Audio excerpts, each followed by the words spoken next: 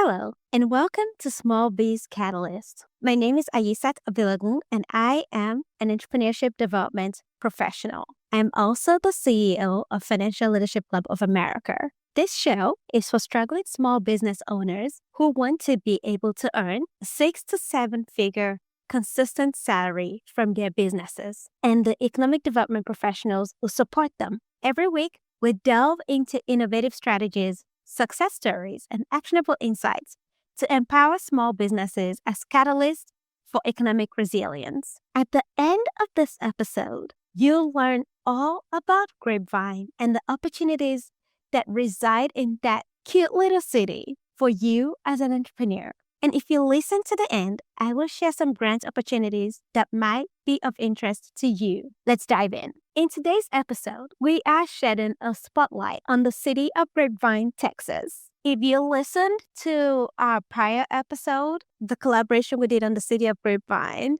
you might know that Grapevine is the Christmas capital of Texas. All right, maybe you know this or maybe you don't. But Grapevine is a charming city tucked right between Dallas and Fort Worth. If you're thinking wine country, you're already on the right track.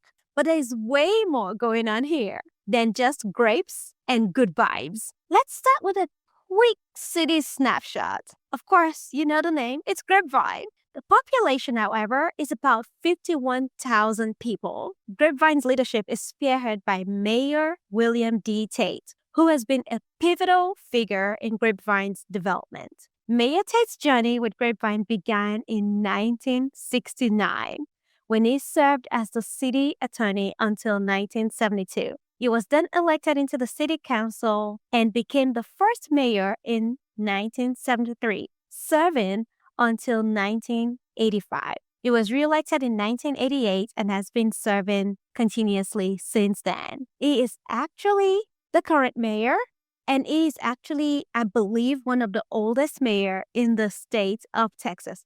Don't quote me, but I think I remember that from my conversation with Grapevine. So if you want to learn more about Mayor Tate and his contributions to Grapevine, you can visit the city's official website, which is grapevinetexas.gov. Now, a little more about Grapevine. Grapevine is known for its historic downtown, the annual Grape Fest everyone talks about, and its pretty stellar parks and wine trails. It is known as the Christmas capital of Texas, and it was voted as best Christmas town by Newsweek. Now, if you're thinking of doing business in Grapevine, let's talk economic development. Now, the city's economic development goes by Grapevine Economic Development. You'll find them at 200 South Main Street, Grapevine. The go-to site for the EDC, or Economic Development Corporation for Grapevine, is choosegrapevinetx.com. That's choosegrapevinetx.com. And if you need to give them a call, try 817-410-3105 or shoot them an email. Send that email directly to garenG@grapevinetexas.gov. Now, what did they do in Grapevine? Oh, well, let me guess. They just help businesses grow, stay, and set up shop in Grapevine. They offer everything from site selection to market research and business retention programs. Basically, if you've got a business idea, they've got a way to plug you in. Now, Grapevine doesn't have your standard incubators and accelerators, but don't worry. Don't let that fool you. It's still a great place for small business hustle. If you're looking for co-working spaces, you've got a few gems. I'll try VentureX. VentureX DFW Airport North offers flexible workspaces. And then there's Boss Office plus co-working right in the heart of downtown, where people come for the Wi-Fi and stay for the community events. Regis Vineyard Center 2 is another solid option if you're looking for something more traditional with a polished vibe. Grapevine support continues with the Grapevine Chamber of Commerce. They are doing big things, and you want to learn more about what they're doing? Head on to grapevinechamber.org to see how they help local businesses with everything from networking to advocacy. They also host events like Business Builders Lunch and Networking Meetups. And speaking of events, Boss Office regularly holds their Network Like a Boss sessions. It's a great spot to rub elbows with fellow founders and business buffs. So, why Grapevine? What's in it for you as an entrepreneur or an entrepreneur support organization? For starters, access to some sweet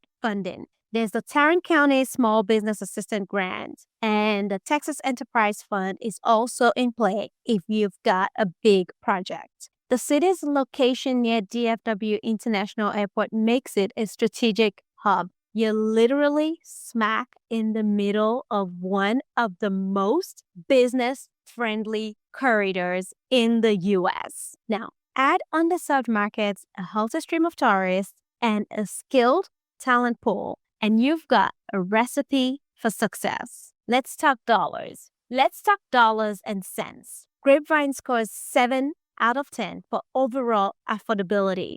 The cost of living index is about 101.5, so it's slightly above the national average, but housing and healthcare costs are actually lower than many U.S. cities. So, whether you're a startup dreamer, a side hustle warrior, or just looking for your next business-friendly base camp, Grapevine's got the goods. Cheers to the new venture in the city that knows how to mix business with a splash of wine and a whole lot of heart. Now, if you've never heard of Grapevine, which I would not be surprised about, I hope this episode has kind of helped you just connect a little bit more to this Texas city that is home to entrepreneurship and welcomes you wholeheartedly.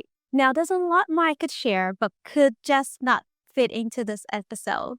If there's something about Grapevine that you'd like to know, please send me a note or connect directly with the Grapevine EDC. And now for the grants. Today's grant is from the United States Department of Agriculture, Local Foods Promotion Program. This grant is nationwide and they are accepting applications to the local food promotion. There are actually different levels of grant funding. There's the planning project, and that award ranges from $25,000 to $100,000. Planning projects are used in the planning stages of developing, coordinating, or expanding a food business that supports locally and regionally produced agricultural products and food system infrastructure. You can also apply under the implementation projects. The award for the implementation projects ranges from $100,000 to $500,000. Implementation projects are used to establish a new food business or to improve or expand an existing food business that supports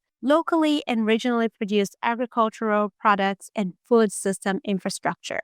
This grant requires a 25% grant match. Now, to be eligible, you have to be an agricultural business or cooperative, producer networks association, CSA network association, food council, local government, nonprofit corporation, public benefit corporations, economic development corporations, regional farmers market authorities, or tribal government. The maximum grant award is $500,000. The deadline for this grant is June 27, 2025. For more information for the guidelines and application, you can go to www.amsUSDA.gov/services/grants/LFPP. Good luck. The second grant is the Bob Woodruff Foundation. This grant is also nationwide and support programs such as food, agriculture, nutrition, health, mental health, crisis, employment, economic development, job-related and business grants, recreation, sports, youth sports, human services, multi-purpose and other social science research institutes and services. To submit an application, your organization and program must provide direct services to the military or veteran population, or be administered through a nonprofit organization, or demonstrate financial responsibility and sustainability and have a 990 or 990 for the last 2 fiscal years. Provide an audited financial statement or a certified financial statement to include a balance sheet income statement, or have 2 years of gross receipts greater than $50,000. Deadlines. Applications are accepted and reviewed year-round, so there is no deadline.